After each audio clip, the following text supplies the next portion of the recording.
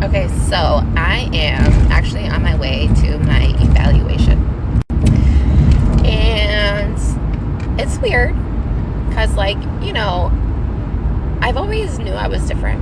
But now that I have the opportunity to actually get an evaluation done, and I've been so aware of, the misdiagnosis, especially since I'm 32. So, in the 90s, it was all, white little boys that were being diagnosed with autism, and it was based off of that. So a lot of women, girls, just slid under the radar.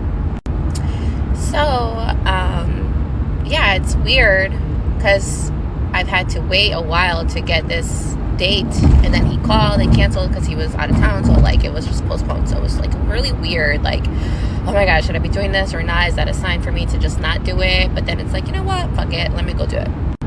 So my point is, whenever I drive, driving is really soothing for me, and I'm just thinking about my emotional regulation piece, the emotions part. And I was just thinking how hard it was for me to really grasp the concept of death, right? For example, my first exposure and experience for death started, I think I was 6. And the first 3 deaths that I had to encounter were either babies or children. My first encounter was my cousin Crystal. She was 9 years old when she passed away, and I was about 5 or 6. And then the next year, my uncle's son was shaken by the mother's boyfriend at 1 year old. So that was my next funeral.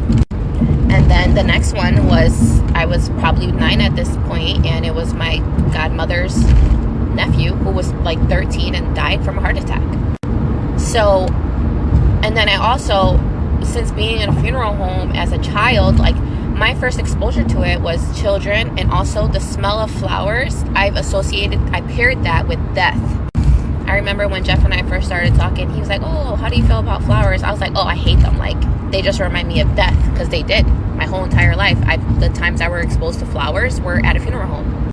And that smell is very potent when there's a bunch of flowers in one area, in one room. So you're taking it all in, So he goes, okay, well, I guess I'll just give these to my mom. And he bought me a whole bouquet of flowers. So he was able to unpair that pairing that I've had my whole life of death with flowers and the smell, which was nice because now I love flowers. He would buy me bouquets every month.